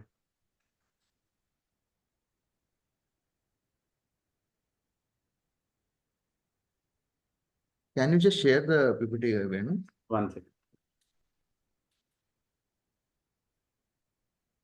See, this circular 216 talks about GST liability when the warranty or extended warranty related transactions are being executed when there are OEM related transactions. And there was a circular 195 bar 7 bar 23, which was dated 17/7, where there was a clarification on replacement of parts was already given. So there were certain situations where they have mentioned that there in that particular circular 195, they had mentioned that any parts or parts of parts which are replaced with the goods, it was getting covered. But now the word parts and parts thereof has been replaced with goods or parts thereof. So the entire good itself could be replaced. So the distributor, for example, I have purchased some equipment, say a refrigerator. So this particular refrigerator, I have purchased the refrigerator, and this particular refrigerator had certain defect. So once there was a defect, the distributor in his godown, he issues one refrigerator, and there's a replacement of this refrigerator by the manufacturer to the distributor. So this particular aspect is what they're trying to tell, that the manufacturer replenishes the stock without any additional consideration. So there will be no GST will be payable and no ITC reversal is required by the manufacturer, because this was already there as a part of the initial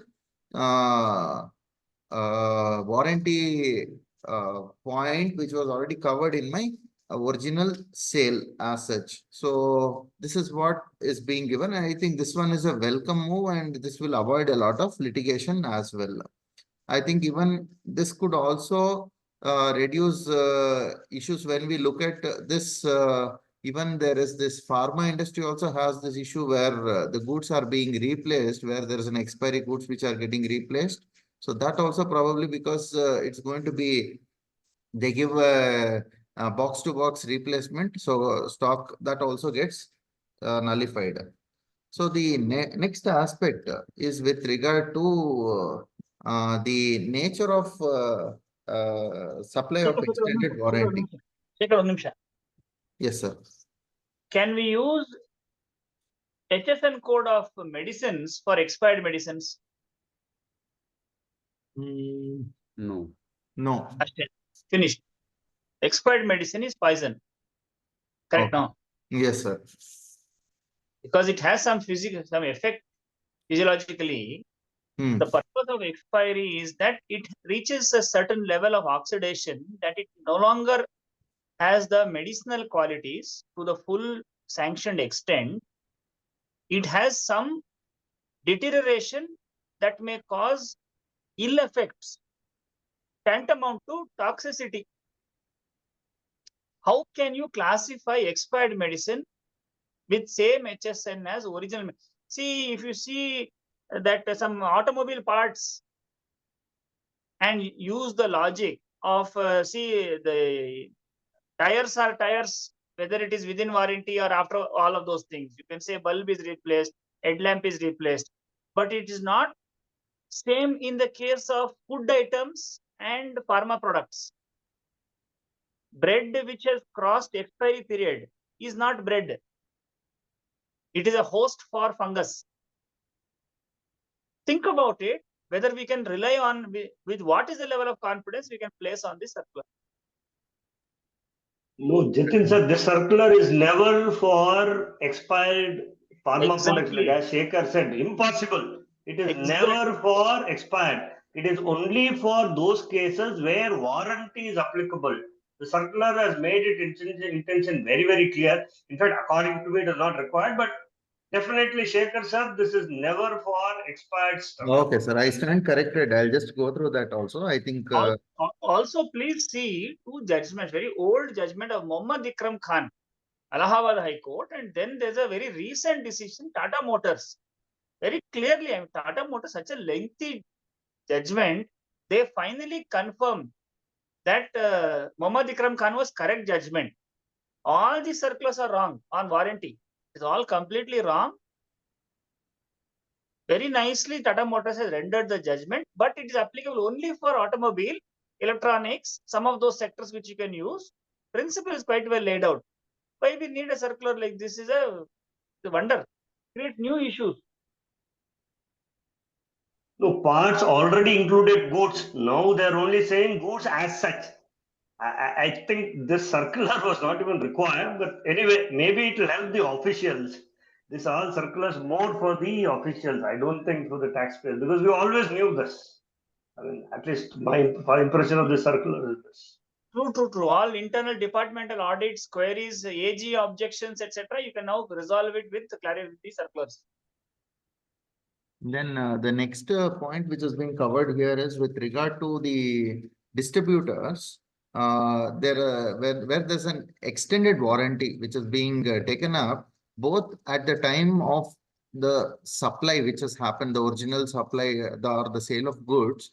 Along with that, when an original the extended warranty is being availed, either if it is by the when these extended warranty is given by a different person altogether, then they consider this entire transaction to be a supply where the extended service cannot be treated as a composite supply.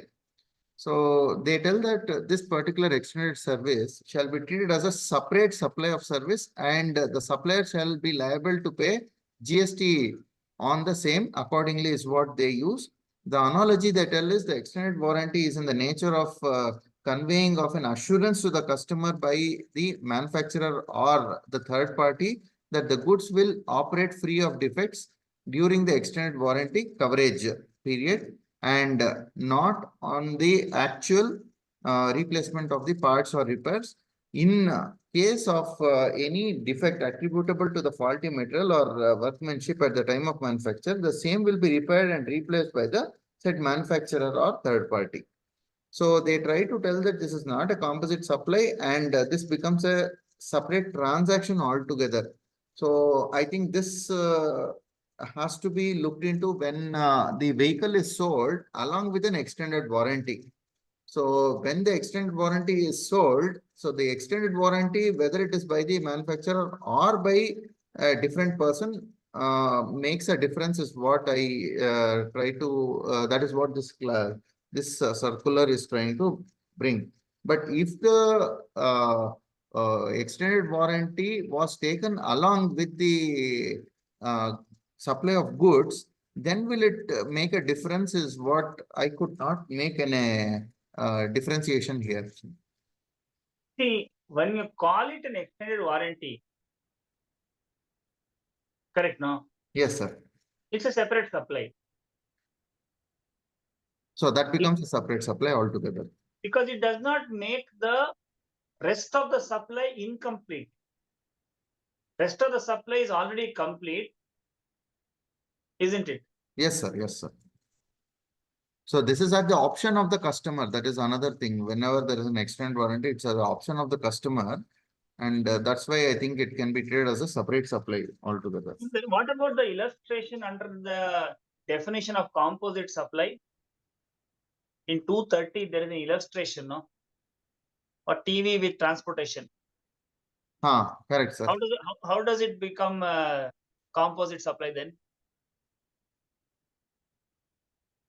ಅಯ್ಯೋ ಬಿಡಪ್ಪ ಬಡ್ಡಿ ಮಕ್ಕಳಿಗೆ ಏನ್ GST ಗೊತ್ತಿಲ್ಲ ಏನೋ ಮಾಡ್ತಾವ್ರೆ. I don't want to start. You understand? No, Shekhar sir, the circular is very clearly saying when extended warranty you don't take at the time of original purchase. When you take it at the time of purchase, you'll have two types of warranty, the regular warranty and the extended warranty. People opting for extended warranty at the time of purchase, it is part of composite supply, nothing to be done. They are now clarifying when extended warranty is taken after the original purchase is over. And then subsequently, now the situation is whether you take it from the original supplier or from a third party supplier, both are taxable. That is what they are clarifying in this circular. No, here if you take. They will not disturb the composite supply definition. No, they are sticking to it only. They have not disturbed the definition of composite supply. It continues the way it is. Please check the circular. It is very clearly mentioning later, not at the time of purchase. Please check. No, there are both the situations, sir. If you look at para 5, it tells nature of supplies of extended warranty at the time of original supply of goods as a separate supply from the supply of goods. If the supply of extended warranty is made by a person different from the supplier of goods is first point. The second one is nature of supply of extended warranty made after the original supply of goods. So there are two situations. Both the situations have been covered here, sir. First situation, Shekhar sir. First situation. You read carefully. They are talking about at the time of original supply by a third party. It is obvious that's a separate supply. It is obvious it's a separate supply. So I don't think anything is required. Second situation, they're talking about after the period. No, sir. If you look at so it is very obvious at the time of original supply, if the supplier himself gives extended warranty, then it is composite supply. You see the first instance, they're clearly saying at the time of original purchase, if extended warranty is given by a third party, then obviously it has to be a separate supply. How can that be a part of composite supply? Because it is not by the same supplier. Sir, if you look at para 5.1.1, there they tell that there may be cases where the supplier of goods may be a dealer, while the supplier of the extended warranty may be by the OEM or the third party. So they're mentioning OEM and or the third party. Both are being mentioned, sir, in para 5.1. In such case, supply made by different suppliers cannot be treated as a composite supply. It is therefore clarified that the agreement of extended warranty made at the time of original supply and the supplier and extended warranty is different from the supplier of goods. The supplier of extended warranty and supplier of goods cannot be treated as a composite supply. Anyway, I'll just glance through this. This is what is the thing I could get. But anyway, I'll just have a look and I'll come back, sir. Yeah. Shekhar sir, in an automobile industry, when they say OEM, they mean the third party only. That is how it's referred as OEM there. Okay. Obviously, it's always a third party. That is how it is. Okay. Yeah. I stand corrected to that extent. Yeah.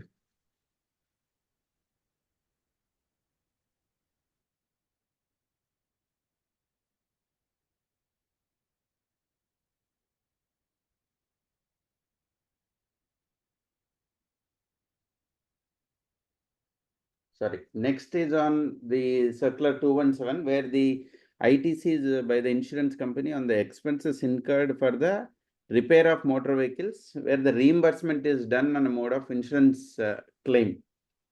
Now here the circular envisaged both cashless and the reimbursement mode, where the expenditure is incurred by the insurer either in an authorized garage or anything.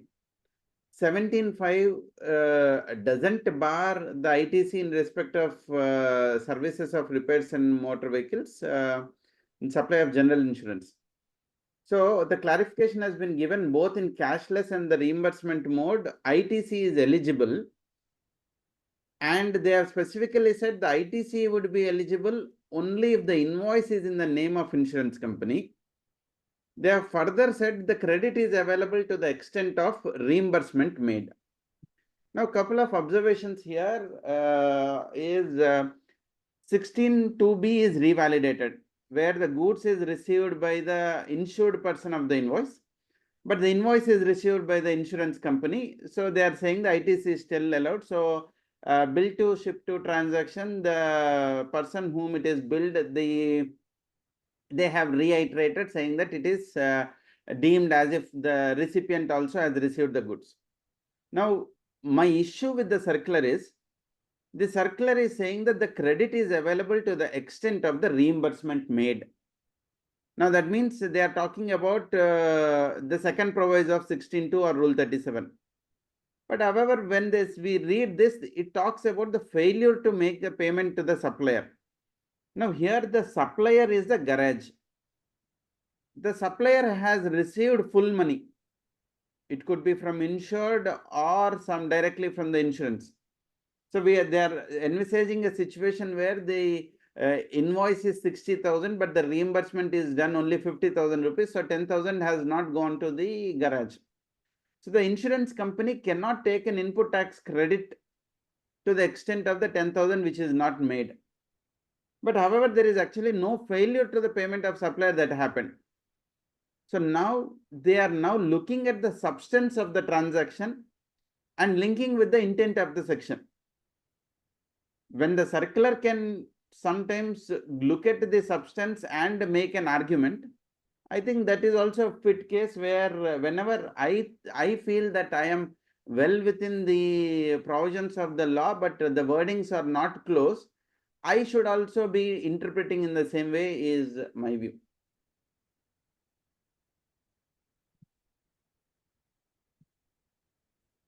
Any comments, anyone? I did not understand your conclusion part, Venu. So what exactly you mean by the last words you said?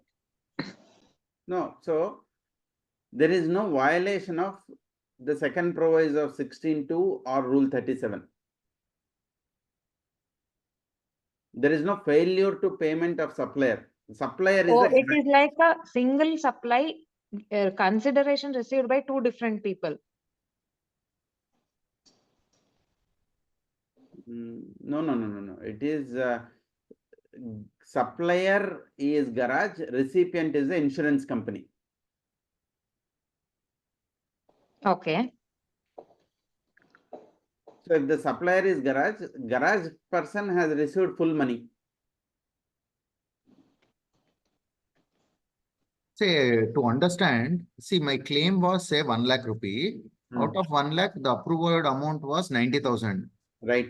So the 10,000 rupees is paid by the customer only directly, or whoever is the owner of the vehicle. Correct. So now this is from the insurance company's perspective only, right? Correct. So now if you are saying that there is a violation of Rule 37, the violation can happen if there is a failure to make the payment to supplier. Now, for the supply, in the supplier books, garage books, they have raised invoice for 1 lakh, they have received 1 lakh. There is no failure to make the payment. So how will they close the ledger? Whose ledger? No, because see, amount 1 lakh is the expense book, whatever. But By payment whom? made 90,000. No, by whom, which you are asking?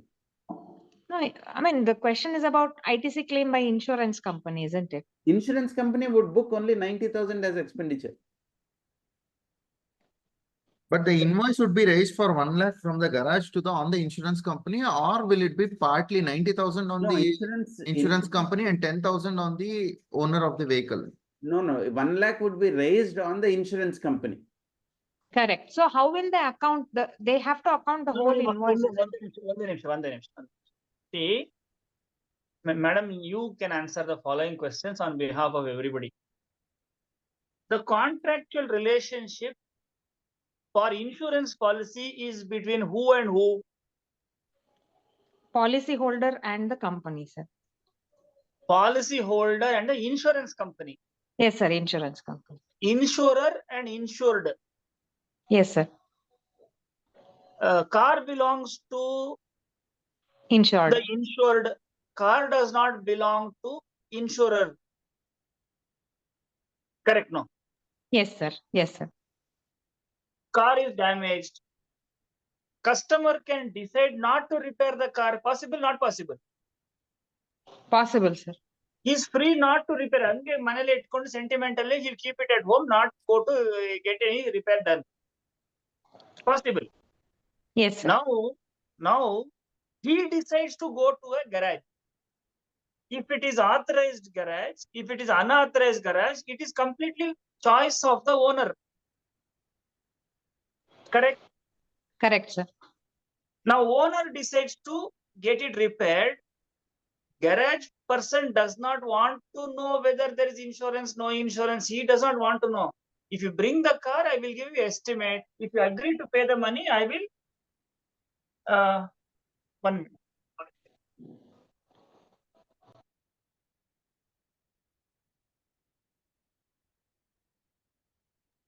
Sorry. So if you agree to pay the money, he will start the repair work. Please bear in mind, it is not possible for fractional transfer of property in the parts. 90% I will transfer property to this fellow, 10% I will transfer to insurance company. There is no fractional transfer of property allowed.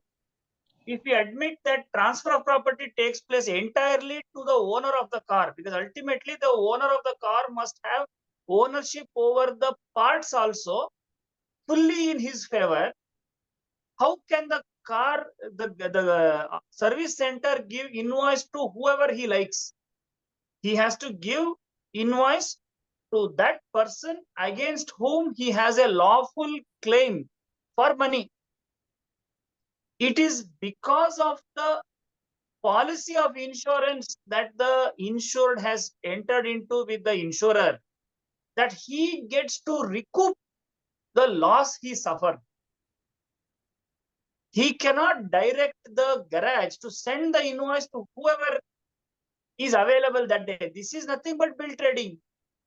You send the mobile phone to a B2C, raise the bill B2B and do bill trading.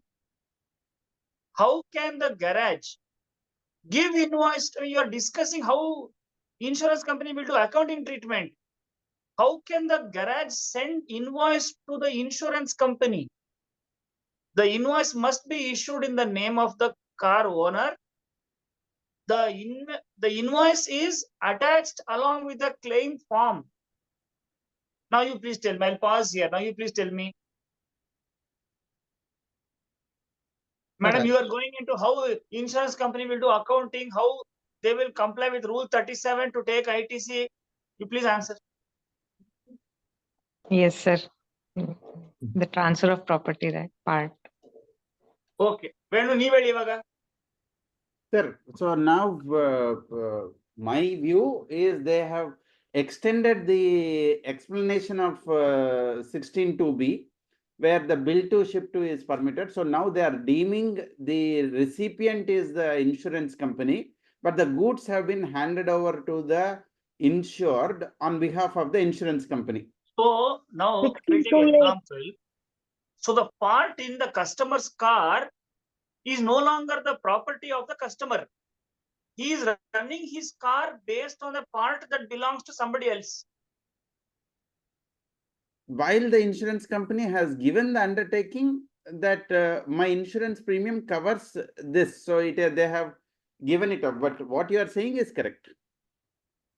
So therefore, this is all to cover up ITC loss. See, the insurance law, the repair charges is block credit for customer, but this Correct. repair charges is not block credit for insurance company. Correct. This is completely against 17.5. So there is no, okay, so now to answer those other, so the rest of the issues I don't want to Yeah. go into. Now, insurance company will account this as an expenditure to the extent they are making payment. Correct. When they make payment for less than invoice value, it is not tantamount to failure to make payment.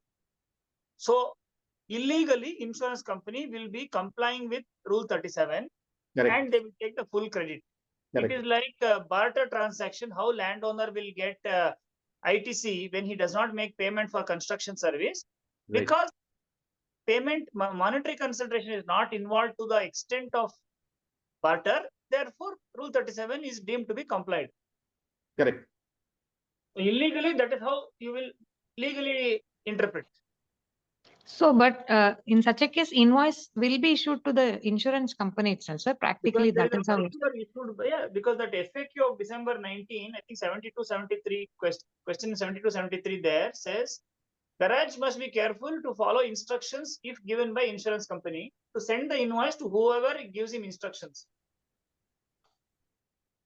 Sir, but actually in this circular, in the table second point, they have very clearly told that there are few garages who are issuing a methodology where there are two invoices, which is two separate invoices are being raised. One for repair services, which is for the insurance company, whatever has been approved, and one balance will be raised on the insured, that is the whoever is the car owner. On that particular transaction, it will be done. But they have also envisaged another situation where the full amount of invoice is given on the insurance company, but the insurance company adopts only one portion of it. They give only, for example, in my case of 1 lakh, only 90,000 is given by the insurance company. So to that extent of 90,000, proportionate credit is allowed is what they are clarifying here, sir, in this particular point. Correct. And they also tell that if the invoice is not there on the insurance company, then the insurance company will not be able to take the credit. That is what is the third point of the table is being mentioned, sir, in that case. But all of this is contrary to contract law. How can you give invoices fractionally like this? Because even I remember in one of the case where whatever was our claim, sir, the invoice was given on our firm's name, and whatever was the proportionate invoice was given to the insurance company. The invoice was raised. The garage had raised it specifically, sir. No, but you see, if insurance company gives instructions like this, what will garage fellow do? He does not care. See, it is like a school.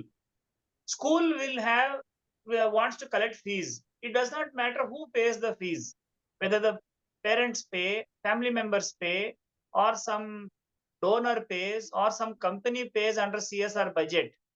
The payer is not the recipient when the title passes elsewhere. If you take the warranty circular, it directly contradicts with this insurance circular.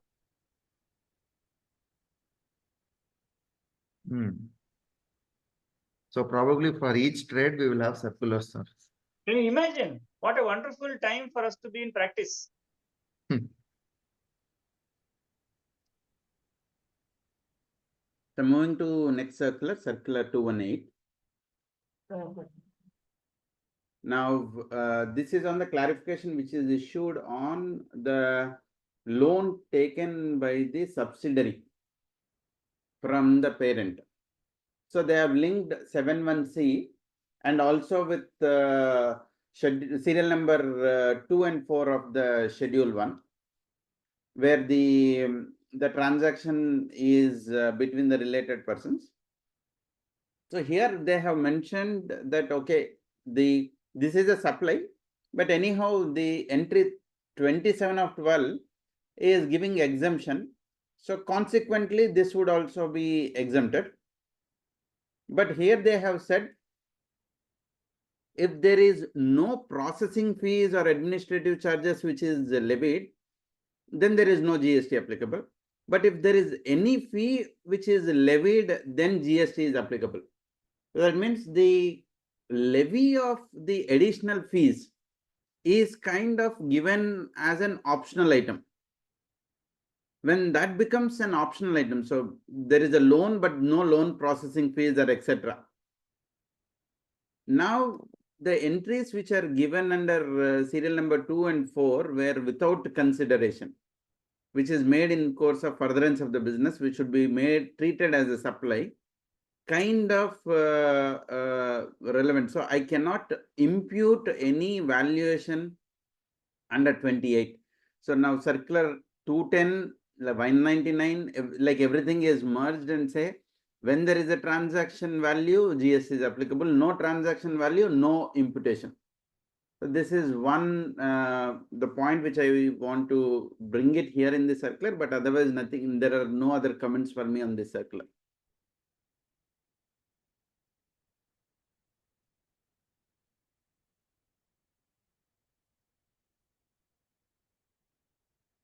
Anyone wants to say anything?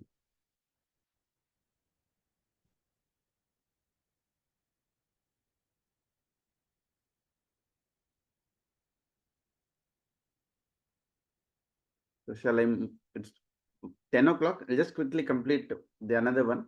The circular 219, which is on ITC on ducts and manholes, where the for the telecom companies, where they create duct and manholes for laying the optical fiber, they have said that this is covered under the plant and machinery, but this is specifically excluded from the explanation which is given as a part of the telecom thing. And they have further said this, the ducts and manholes are neither in the nature of land, building or civil structures, and are not in the nature of also telecommunication towers or pipelines laid outside the factory premises. So they have excluded from all these definitions. Hence, ITC is available on this. Now, this is pretty clear for the telecom. Now, given that they have given the explanation, if they do not form part of any building or civil structures, likewise, the DG sets and solar panels should also be considered in the same way. It cannot be part of the building or a civil structure. Next, these telecom towers cannot operate independently without laying the OFCs through ducts and manholes. Now they are bifurcating the telecom tower also with this, then kind of the composite and bundle supply can be bifurcated wherever applicable, is my view, which I want to bring for discussion.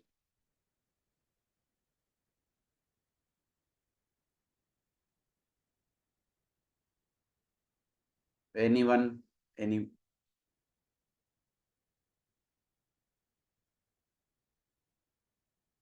Are there?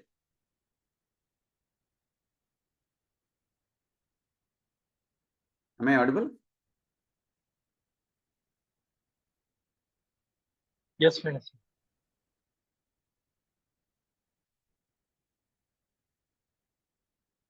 Okay, anyone have anything to say? Okay, I think it's 10, kind of everyone checked out.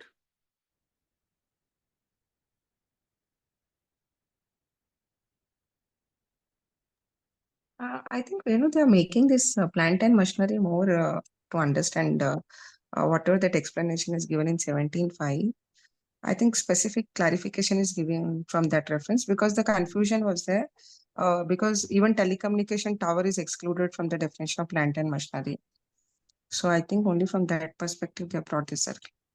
They have also said it is not a civil structure. Yeah, they have not said as a civil structure, but they are. If these underground cables and everything doesn't forming part of civil structures. And they're also saying that this is not a telecommunication tower. Yes, yes. So I think some specific relief for those kind of things. Correct. So again, so that means this can be extended to any other things you can bifurcate it. Yes. Yeah. So these are the circulars that we have to cover. So anything? Shekhar, anything to add? Nothing, Venu. I think. All right, so thank you everyone. And I'm happy today is like we had around 19 people at one point. Good participation. Thank you everyone. Thank you for the opportunity. Thank you. Thank you, sir. Thank Thank you. you, sir. Thank you. Thank you. Thank you.